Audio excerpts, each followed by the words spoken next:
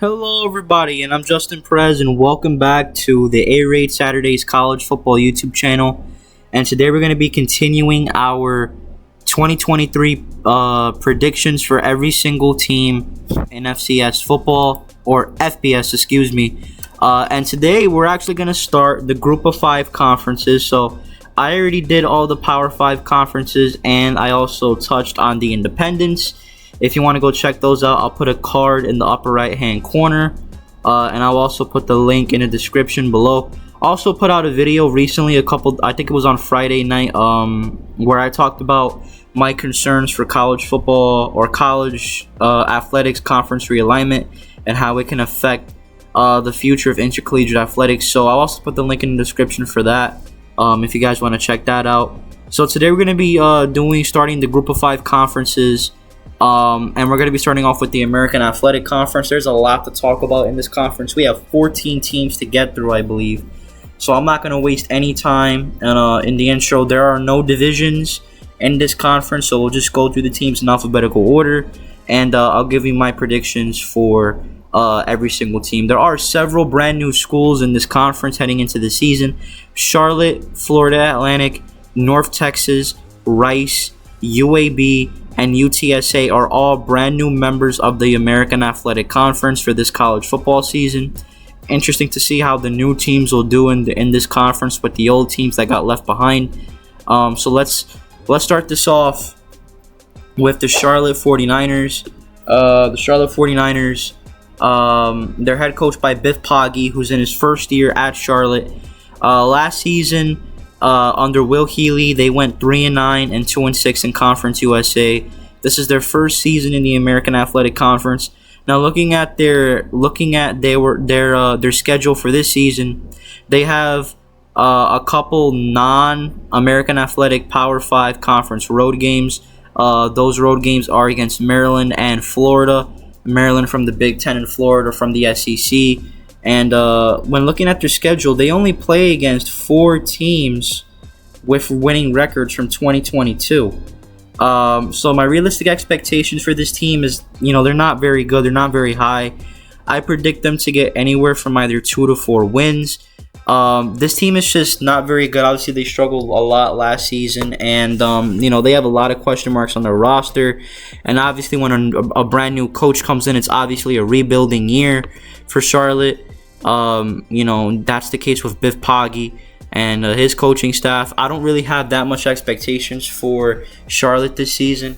They just had a miserable, disappointing season last year, and I expect that to continue.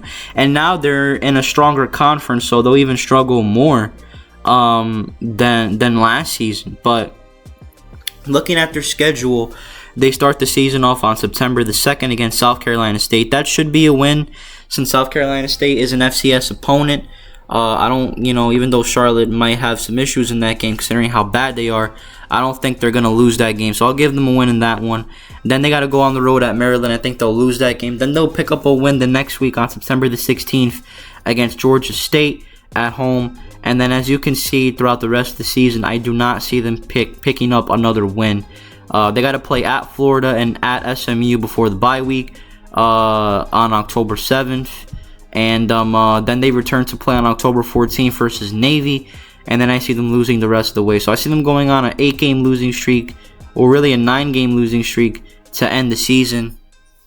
And it's unfortunate because they got to play a lot of the better teams in the American Athletic Conference. They have SMU on their schedule. That's a road game. They got to play at East Carolina, who's also supposed to be one of the better teams in this conference. They got to play Memphis at home. I mean, it's just a really tough schedule. Florida Atlantic should be decent this season. Navy should be back or, decent this season as well. So they got to play a lot of teams that are way better than them. And I just don't see how Charlotte's going to come up with a winning season this season. So I see them finishing 2-10 and 0-8 in their first season in American Athletic Conference play. So unfortunate for the 49er fans, but I'm sure things will get better over time. Next, we're transitioning over to the East Carolina Pirates. Now, East Carolina is head coached by Mike Houston, who's at his 5th year at East Carolina University. He has a 22-24 record. Last season, he went 8-5. He went 4-4 in the American Athletic Conference, and then he ended up upsetting Coastal Carolina in the Birmingham Bowl. So there's a lot to like about East Carolina. They're supposed to be one of the better teams in the American Athletic Conference this season. They don't have many of the top teams on their schedule. They don't have to play Memphis, although they do have to play UTSA and SMU, which could present a problem. And they do also have to play Tulane, who won the American Athletic Conference title last season. But, they have a very manageable schedule. They have a really tough non-conference slate, as they got to take on Michigan, Marshall, and Appalachian State. They also have to face Tulane and UTSA, like I mentioned earlier. So it's a manageable schedule, but it's also pretty tough. If you're asking me, my realistic expectation meter will be from anywhere from 6 to 8 wins. So I see them starting off the season with the loss on the road against Michigan, but then I see them following that up with the win against Marshall. They'll lose to Appalachian State on September the 16th, but then I see them racking off 4 consecutive wins. They'll easily beat Gardner-Webb. They'll take down Rice, and then I see them beating SMU, and then I see them blowing out Charlotte. The Gardner-Webb and Rice wins come before the bye week, and then after the bye week, they have those wins against SMU and Charlotte. Now, I see them going on a 3-game losing streak from late October to early to mid-November. They got to play UTSA on the road, and that's a very tough place to play. I don't think they're going to win that game. So they'll drop to 5-3. Then I see them dropping to 5-4 with a close loss to Tulane. I think that game's going to be really close and really exciting against Tulane. I just think that Tulane is better than East Carolina is, so I'll just give them a loss there. And then I see them picking up an upset loss to Florida Atlantic on the road. Obviously, Florida Atlantic is one of the 5 new teams that are in this conference, but they're expected to be somewhat competitive this season, and they're good enough to make it to a bowl game.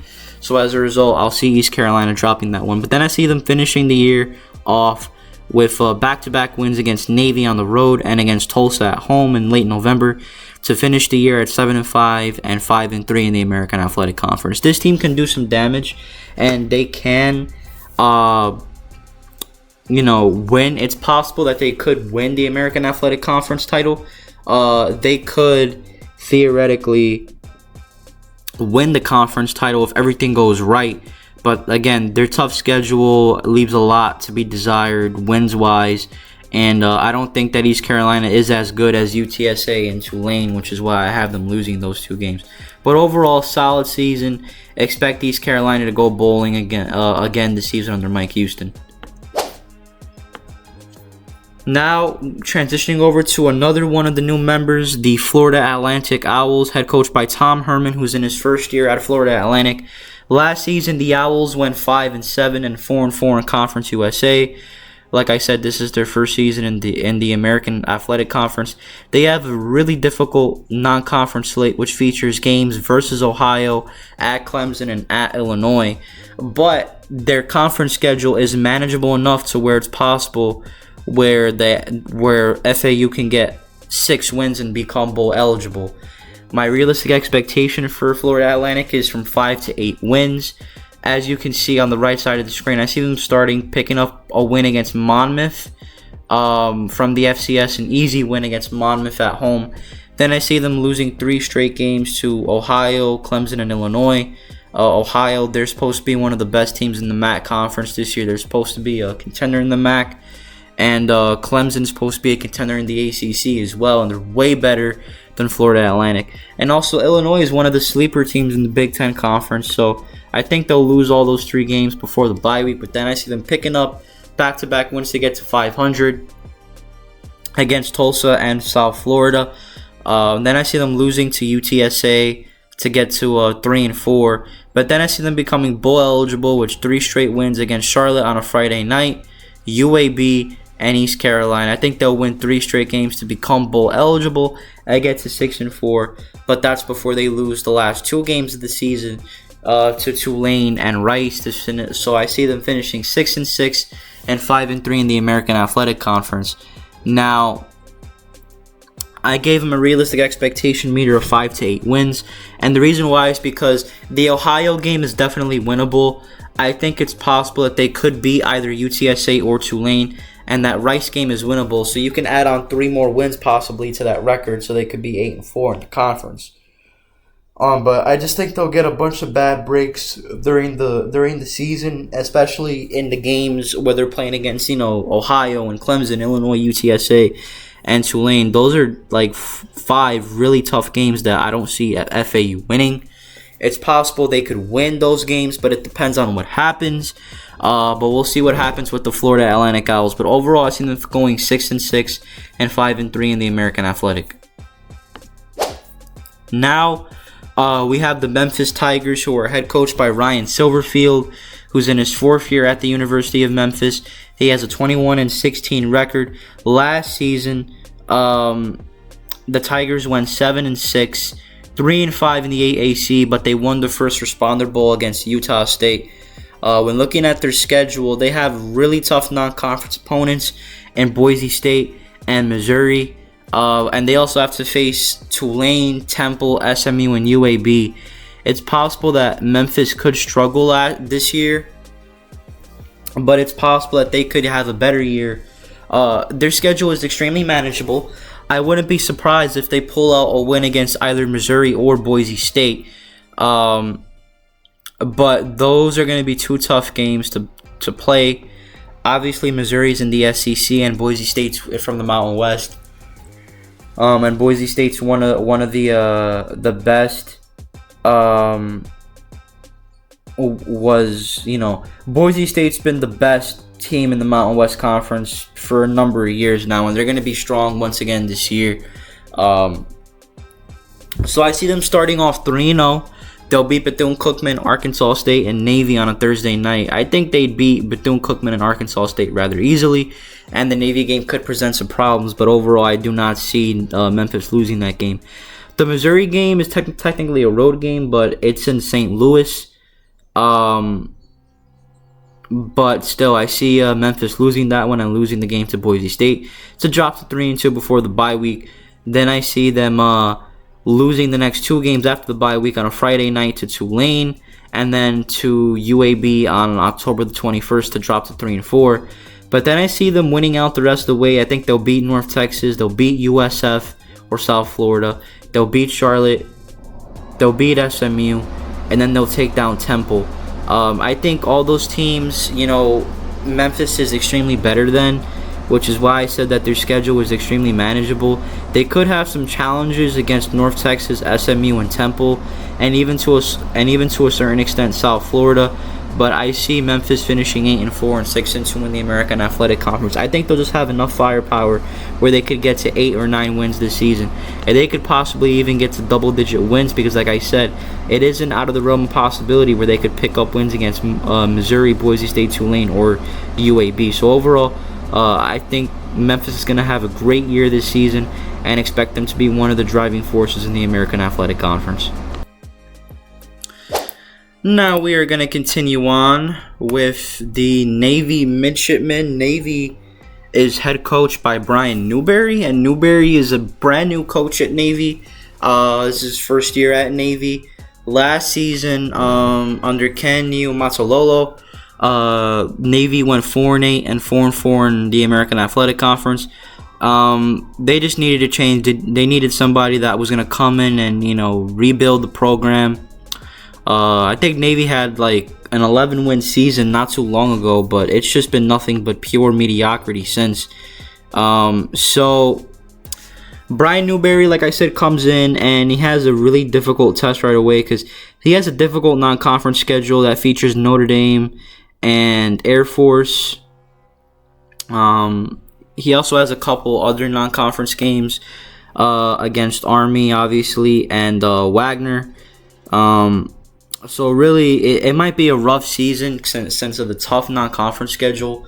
And Notre Dame is obviously Notre Dame, and Air Force is supposed to be one of the bigger teams or one of the more better teams in the Mountain West Conference this year. And Army is going to be decent as well. So it's going to be a really tough slate non-conference wise for Brian Newberry. Although Navy, they shouldn't be absolutely terrible. They do have to face Memphis, UAB, East Carolina, and SMU, but the schedule is somewhat manageable for them to at least get to bowl eligibility. My realistic expectations for them is to get from anywhere between 5 to 7 wins. They're not going to be absolutely terrible. They might be just mediocre or just good enough to get to a bowl game. When looking at their schedule, they got to start in week 0, as us college football fans love to call it, on August 26th against Notre Dame, and that game's going to be played in Dublin, Ireland.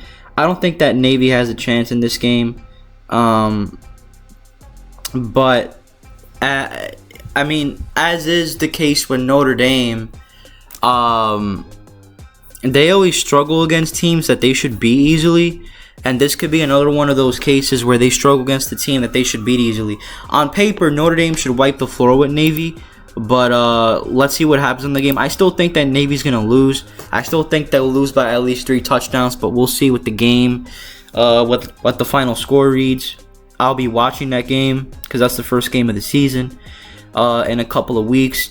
Then they have a bye week. It's weird because Navy has 4 bye weeks during the season. So they have a bye week on September the 2nd, but then they got to play Wagner at home on September the 9th. That'll be an easy win for them. Then they got to play Memphis on the road on a short week. I don't think that favors them at all.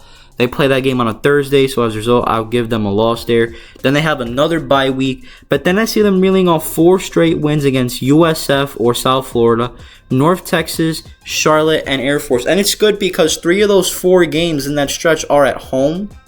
The only road game is at Charlotte, and I just went over Charlotte. They're not supposed to have a good year this year, and I don't really think they're going to be that great anyway this season.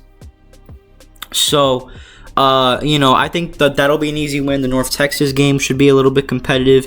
The South Florida game should be a little bit competitive, and the Air Force game is going to be a bit of a challenge, but obviously it's going to be not a bit. It's going to be a big-time challenge, but I think that Navy will pull off that upset. They run a very similar style. Obviously, the military academy teams, they run a very, similar style of offense where they run the ball a lot. And Navy does that a lot as well. So I think it'll be an even matchup just because of the way the offenses run their systems at those schools or those military academies. And it should be a good game. I'll take Navy in that one. So they'll be 5-2 heading into their 3rd bye week before the game against Temple. Then I see them losing to Temple on November the 4th. But then I see them becoming bowl eligible on November the 11th against UAB. They'll drop the next 2 to East Carolina and SMU before their 4th and final bye week, because obviously that bye week is reserved for the December 9th game, the legendary Army-Navy game. This time it's being played in Foxborough, Massachusetts, so where the Patriots play. And I think that Navy will lose to Army. It's going to be a competitive game. There's a lot of 50-50 games thrown around the schedule. The Army game is one. The Air Force game is another one.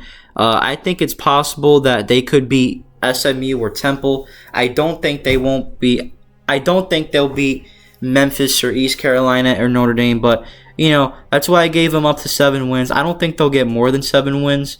I think that's a reasonable expectation for them. So I see Navy finishing 6-6 and 4-4 in the American Athletic Conference. Not bad for a team that went 4-8 last season and has a new coach. They have enough talent to where they could get to a bowl game. Now I'm going to talk about another one of the new members of the American Athletic Conference, and that's the North Texas Mean Green. The Mean Green are head coached by first-year man Eric Morris. Last season, North Texas had a pretty good year. They went 7-7, 6-3 in Conference USA. They lost the Conference USA title to UTSA, which everybody was expecting to happen. And they also lost the Frisco Bowl to Boise State. Like I said, this is their first year in the American Athletic Conference. They host Cal from the Pac-12 in their season opener, which is weird. They have to face UTSA, Tulane, Memphis, UAB, and SMU during their conference schedule. My realistic expectations are from 4-6 wins. I'm not that super high on North Texas this season. Unlike the Navy midshipmen who came off a 4-8 season last year and has a new head coach, I just don't think that North Texas will have enough talent that's going to beat most of these teams. I see them losing to Cal in the first week of the season. Then they'll pick up a win against Florida International on September the 9th. But then I think that they'll lose to Louisiana Tech on September the 16th. And then they have the bye week 4 weeks into the season. Then they'll beat Abilene Christian rather easily for a 2-2 start. Then they'll drop to 2-3 at Navy. Then I think they'll beat Temple. I think they'll be good enough to beat Temple. Temple should be a decent team this season. I don't think they're going to be as bad as what people say, but I think they'll beat Temple. Then for a 3-3 record. But then they'll lose their next 4 games to drop to 3-7, which eliminates them from bowl contention. I do think they're going to pull out another conference win after the Temple game somewhere. I think they'll get at least 2 conference wins. So I'll give them a win against Tulsa, but then they'll lose the last week of the season to UAB at home to finish the season at 4-8 and 2-6 in the American Athletic Conference. Like I said, I just don't think that North Texas has enough talent this year to get back to their winning ways like they were in last season. And if you look at it, this year's American Athletic Conference is stronger than last year's Conference USA. So I don't think they're going to have too much success in their first year with Eric Morris at the helm. Next, it's time to talk about another team that's brand new to the American Athletic Conference, and that's the Rice University Owls. Rice is head coached by Mike Bloomgren. Bloomgren is actually a veteran who's in his 6th year at the helm at Rice.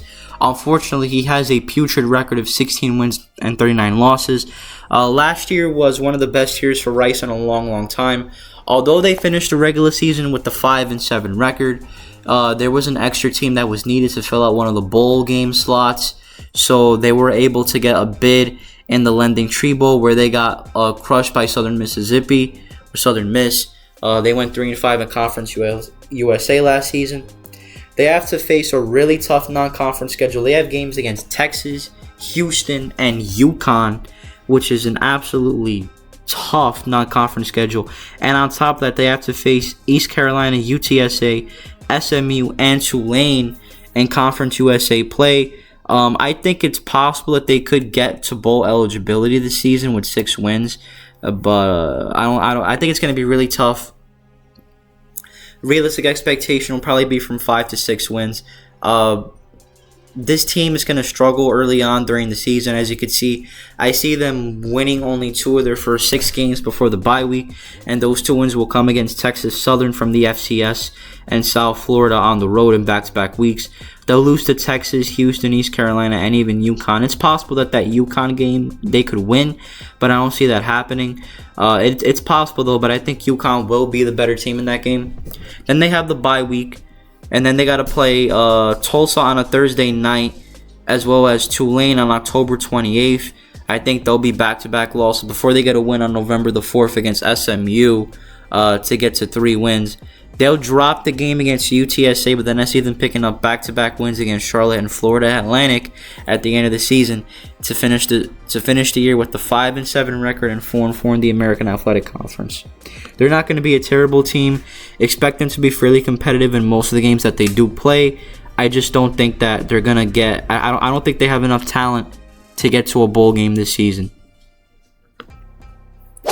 Moving forward here, we have SMU. Now, SMU finished 7-6 last season under head coach Rhett Lashley. This is actually his 2nd year, by the way. So last year was his first, and it was a decently successful season. SMU finished 7-5 in the regular season, 5-3 in the American Athletic before they lost to BYU in the New Mexico Bowl. They have road tilts on non-conference play against Oklahoma and TCU, but they have a very favorable schedule, as the only 2 top AAC teams that they need to play are East Carolina and Memphis. They don't play Tulane, and they do not play East Carolina. Yes, they do play East Carolina and Memphis, but they do not play Tulane or UTSA. That was what I was going to say. So as a result, with their favorable schedule, I think expecting anywhere from 7 to 10 wins is not too much out of the realm possibility. As you can see on the right side, I have them starting off 2-2 before the bye week, or actually 3-2 before the bye week. So the wins will come against Louisiana Tech, Prairie View A&M from the FCS, and Charlotte on September the 30th. And then their 2 losses will come against Oklahoma and TCU. Then they have the bye week. Then they'll come out of it with the a loss to East Carolina. That could be a win, by the way, just because SMU has extra time to prepare for that game. But I still think East Carolina is going to win that one. Then they'll win the next two to get to 5-3. They do have, again, a short week, or not really a short week, because again they'll get back to Dallas the next day, and they'll have a whole week to prepare for Temple. And I think SMU will beat Temple, which is a team we're going to be talking about next. Then they'll beat Tulsa back-to-back weeks, so they're 5-3. Then they'll lose to Rice on November 11th. Then they'll beat North Texas on Friday, November 10th. They'll lose to Memphis, and then they'll beat Navy at the end of the season to finish 7-5 and 5-3 in the American Athletic Conference. The offense should still be able to put up points. The defense, I think, needs to improve somewhat. They did play well last year, but this year they're going to need to at least, play a little bit better and lock down on defense. So I would say SMU is going to finish 7-5. When looking at their schedule, that Rice game could be a win. The East Carolina game could be a win. Even the Memphis game could be a win. I don't think they have the chance to beat Oklahoma and TCU, though. But the East Carolina, Rice, and Memphis games could all be wins. And expect SMU to be, pretty much close to the American Athletic Conference title game when November comes around. So we have the Temple Owls. Now they're coached by Stan Drayton, who's in his second year. Last year they went 3-9 and 1-7 in the American. And although they finished with only 3 wins last season, it was somewhat of an improvement from what Temple had been in the past couple of years prior to Drayton coming.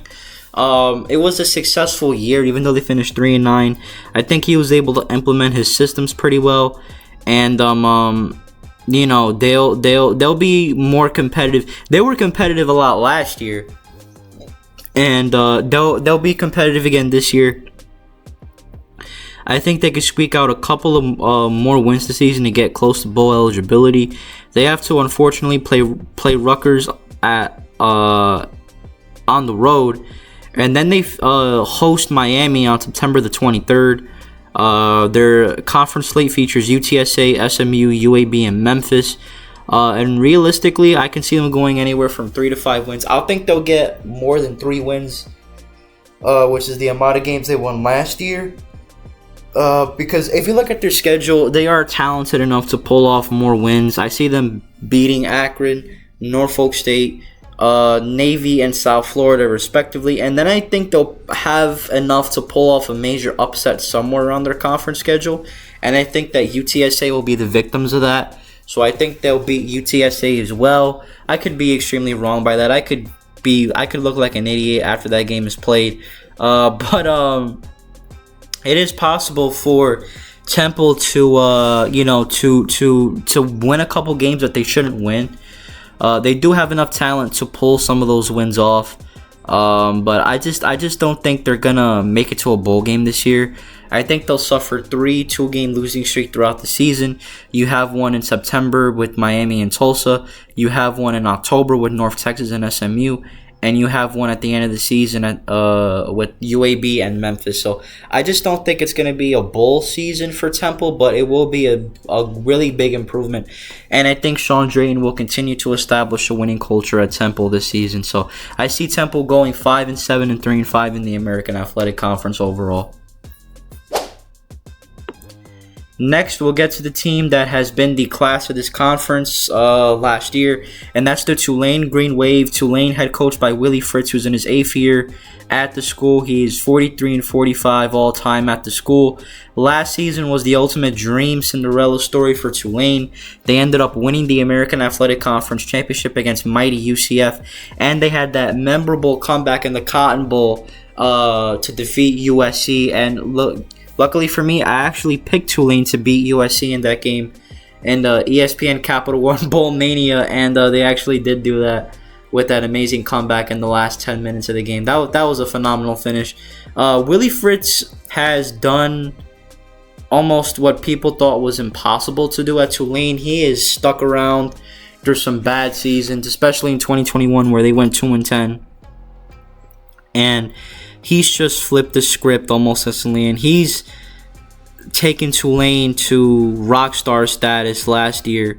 and this year they're going to be just as good as they were last year. I think it's possible for them to go undefeated. They do host Ole Miss in a non-conference battle on September the 9th. Their American Athletic Conference slate is manageable, and they should be favored in every single conference game. They will be in contention for a second consecutive AAC title. That game against Mississippi is an extremely winnable contest. I think that Ole Miss is going to have a little bit of trouble against Tulane in that game.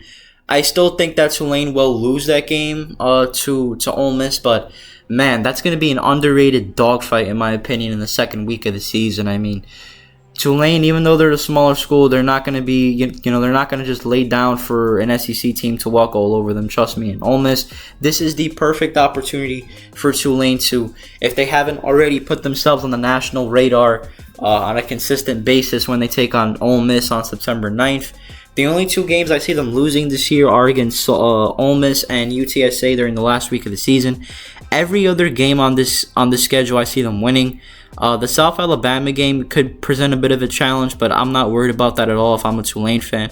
And they got to play Southern Miss, Nicholls State for their other non-conference games. And I think they could win every game on this schedule because I think they're just better than a lot of these teams, and they don't play SMU. I think they're better than UAB. I think they're better than East Carolina. And they play a lot of the newcomers to the American Athletic Conference. They got to play FAU. They got to play Rice. And they got to play North Texas. I think this is a very favorable schedule for Tulane to have another successful double-digit win season. As a result, I see Tulane finishing with the 10-2 record and 7-1 in the American Athletic Conference. And also expect Michael Pratt. I know it's a bit of a hot take, but if everything goes right, Michael Pratt can possibly be in the running for the Heisman Trophy this season. I don't think he'll be a top 5 finalist, but he can definitely put up a lot of gaudy numbers this season. So Tulane, I see them finishing 10-2 and 7-1 in the American Athletic Conference. Next team we're going to talk about is the Tulsa Golden Hurricane. Now, Tulsa is head coached by Kevin Wilson. This is his first year at the school. Last season, under a different head coach, Tulsa finished 5-7 and 3-5 in the American Athletic Conference. They're not necessarily a bad team. They just had some struggles, especially with their offense, if I'm not mistaken, last year that prevented them from getting to that 6th win. The potential is there. The players are there for Tulsa to get that extra win and get to a bowl game. But they just have a lot of difficult contests throughout the schedule. And I don't think that they're good enough to not avoid what I call letdown games.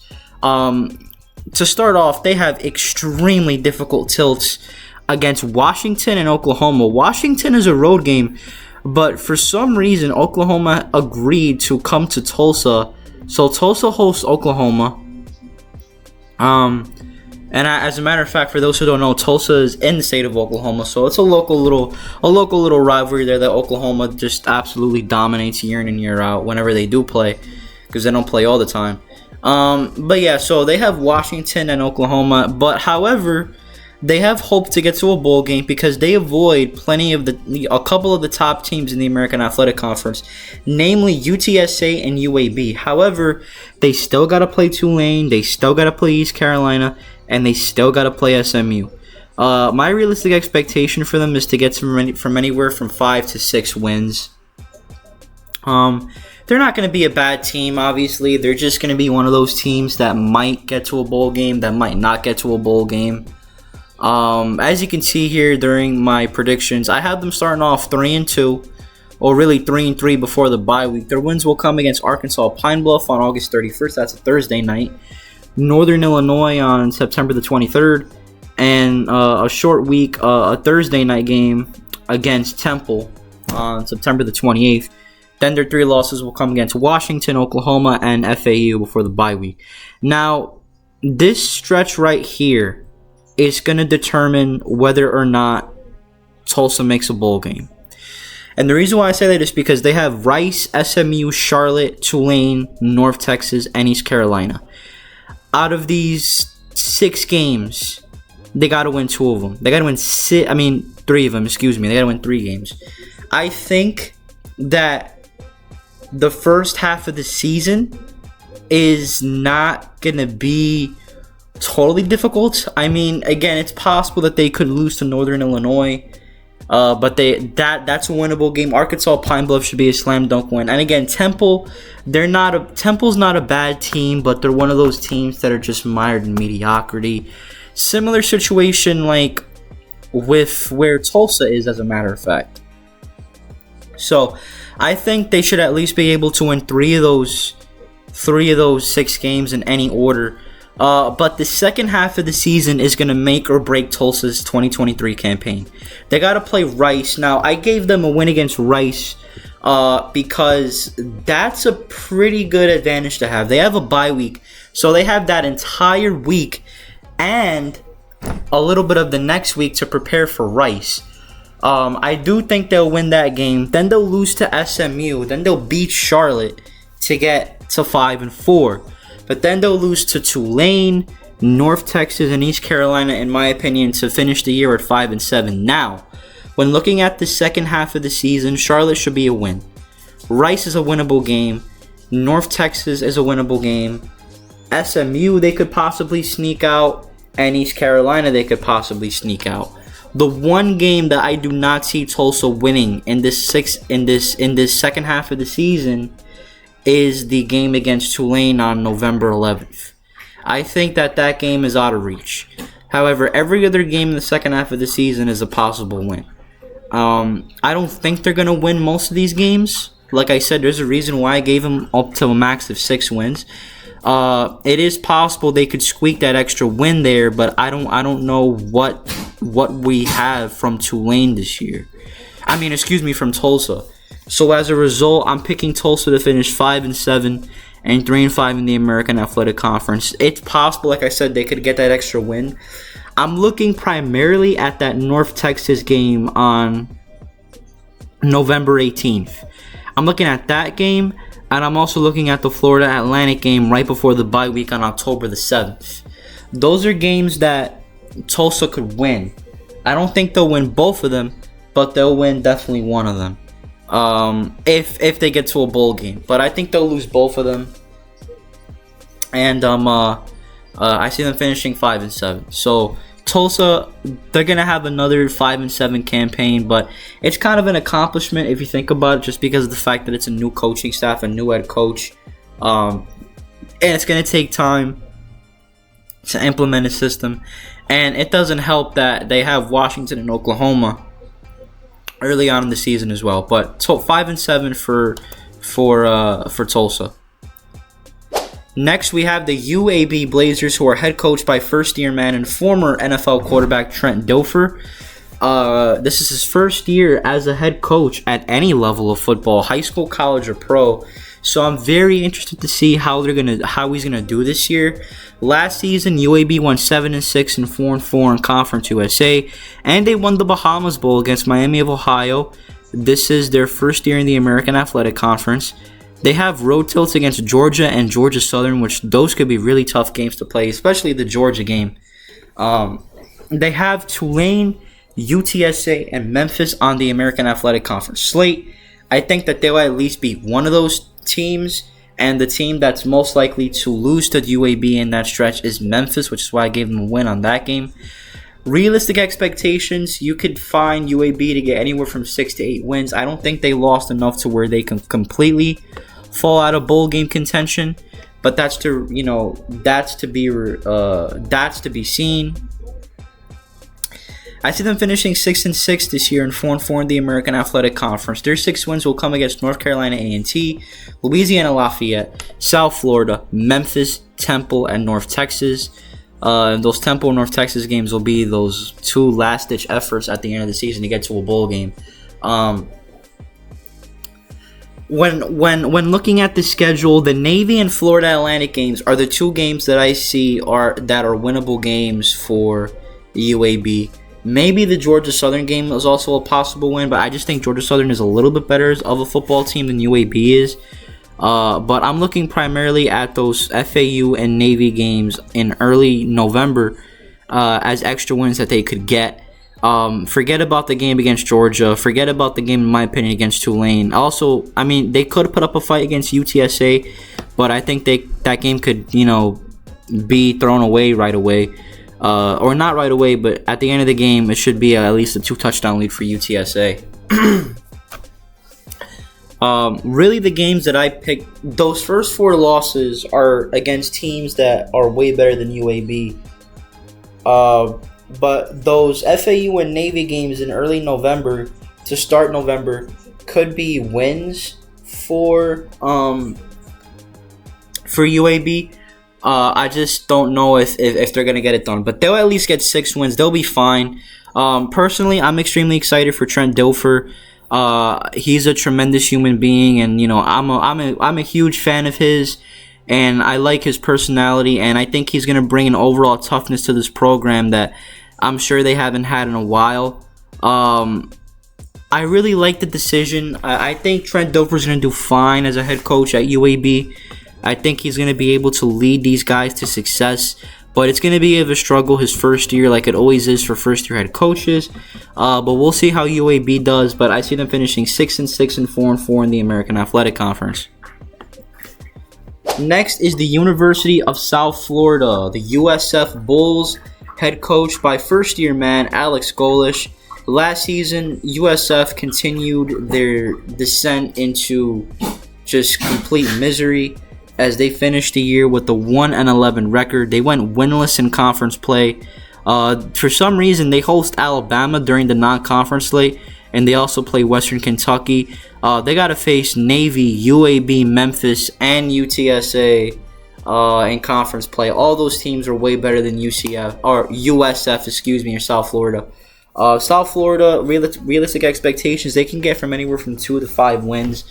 I think USF's going to be bad this year. The only 2 games I see them winning are against Florida A&M on September the 9th and against Charlotte during the last game of the season on November the 25th.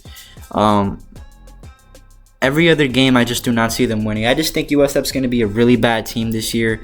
Again, for a team that was already bad, it's going to be just as bad or possibly even worse when a new head coach comes in.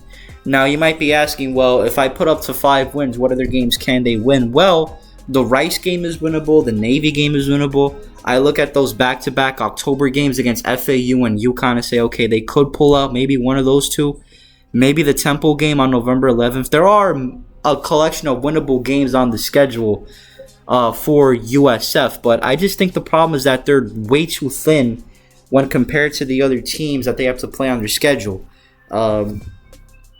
And as a result, I see them finishing 2-10 and 1-7 in the American Athletic Conference. I just do not have that much confidence in this USF Bulls team that they're going to be able to compete a lot. They could compete in most games, especially the UConn game and possibly the Navy and Rice games, but I just think a lot of these games are going to be over by the 4th quarter, by the middle of the 4th quarter. I just don't understand what might happen at USF or South Florida this year. I just think that South Florida is not going to be a good team. Again, they're a rebuilding program. They're trying to change the trajectory of the program. And as a result, I don't think it's going to be that great of a year. But USF, they should be competitive in most of their games. But I just don't have that much confidence that they're going to have a successful year. So 2-10 and 1-7. Now, the last team we're going to be talking about today is the UTSA Roadrunners, head coach by Jeff Traylor, who's in his 4th year as Roadrunners head coach. By the way, I absolutely love the Roadrunners logo and the team name and their colors. I think it's just awesome. The American Athletic Conference probably has some of the more underrated team names and mascots in college athletics. There's a lot of color, a lot of, lively mascots in this conference, which is pretty damn fun.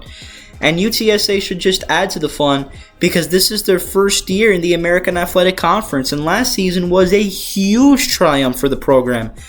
I was a huge fan of what UTSA was able to do last season. As you can tell by my enthusiasm in my voice, I think they're going to have a really good year this year again. Last season they went 11-3, 9-3 in the regular season. They won the Conference USA Championship against North Texas. but they lost they went 10-2 in the regular season. They won the Conference USA title against fellow newcomer North Texas, but then they lost the Cure Bowl to Troy, who was ranked 24th at the time of that game. That was an exciting game. They play Houston and Tennessee on the road. Now, Houston is a Big 12 opponent, but still, I think, they're mostly an American Athletic Conference team that's playing in the Big 12. They also got a game against Tennessee on the road on September the 23rd. I see them losing to both of those teams, but I would not be surprised if UTSA beats Houston and if they are able to find themselves in a competitive match with Tennessee, because they're that good. Frank Harris, man, Frank Harris has to be one of the more underrated quarterbacks in the country. I just think that Frank Harris, he might be a Heisman Trophy candidate at the end of the season. He could be, because he can move, he can run, he can throw the ball. He's just an exciting quarterback to watch. And he's going to really put dampers on defenses this season again. UTSA lost several of their top wide receivers from last season, but that should not be an issue at all since Frank Harris is a veteran who knows this system. They got to play UAB, East Carolina, and Tulane on the American Athletic Conference slate. I see them only losing one American Athletic Conference game, and that's the game against Temple on October the 7th. I talked about Temple and how they could pull off a ginormous upset against UTSA. I think Temple has enough talent where they can shock at least one of these better teams that they have on their schedule, and I think that UTSA will be the victim of that. But I see them winning out the rest of the way. They'll beat Texas State, they'll beat Army, and then after that Temple game, they'll go 7-0 the rest of the way in conference play, and that's including that wonderful marquee matchup in the last game of the season on the road against Tulane. I think UTSA is going to have a little bit more firepower during the regular season, which will translate in that game. But overall, I just think that, man, this is going to be an amazing season for UTSA. Watch out, especially I'm talking to you, Tennessee. Tennessee, they could have issues against this UTSA team. If I'm being honest, if UTSA somehow pulls off an upset against Tennessee, I will not be shocked at all. UTSA is just a phenomenal team. They are so good on both sides of the ball. And it's going to be another great year for them. So expect them to be really good this year. Really, their reasonable expectation is from anywhere from 9 to 11 wins. I think the Houston game and the Temple games are both winnable. And it's possible they could pull off an upset against Tennessee. Although I don't think that's going to happen. I think Tennessee will pull away late in that game. But overall, man, this is going to be fun. This season's going to be fun for UTSA fans, and it's going to be another banner year for this young program. So I see UTSA finishing 9-3 and 7-1 overall. And with that is going to be the end of my American Athletic Conference preview. So just to recap, the top 7 teams you will see on the screen will be UTSA, Tulane, who finished 7-1, Memphis, who finished 6-2. East Carolina, Florida Atlantic, and SMU, who finished 5-3, and Navy, who finishes 4-4. Then the bottom 7 teams will be UAB and Rice, who tie for 7th place with Navy at 4-4. Then I see a couple of 3-5 teams with Tulsa and with Tulsa and Temple. And then I see North Texas finishing 2-6. South Florida or USF finishing 13th at a 1-7 record, and then I see Charlotte finishing all alone in last place with a winless 0-8 mark. As far as my American Athletic Conference Championship preview or my prediction for the championship game, I have Tulane beating UTSA on the road in the Alamo Dome again, or whatever the stadium is called that UTSA's played. I think UTSA will beat Tulane in the regular season, but it's hard to beat the same team twice in the same season and the same conference. So I think I still got a little bit more faith in Tulane. I think they're going to be able to come out this season and defend their American Athletic Conference title. I think they have just a bit of I think they're just a better team, a little bit more than UTSA. But it should just be a close game. That's just going to be a phenomenal conference title game if that's the case. Also expect for Memphis and East Carolina to be in the mix, as well as SMU. Look at them. They could potentially do some damage in this conference to go along with UTSA and Tulane's top at the conference. So that's going to be it for my American Athletic Conference predictions video. I hope you guys enjoyed this. I tried to go as fast as I possibly can. The next video that I'm going to be doing is is Conference USA. And Conference USA only has 9 teams. A lot of turnover in Conference USA, and I'm excited to get to that one. We have 4 new teams in that conference, and I will be going through them along with the rest of the conference. So I hope you guys enjoyed this one. Next video will be Conference USA, and then we'll do the MAC after that, and then the Mountain West and Sun Belt will wrap up these prediction videos in that order. So like, comment, share, subscribe. God bless you guys, and I'll talk to you again later.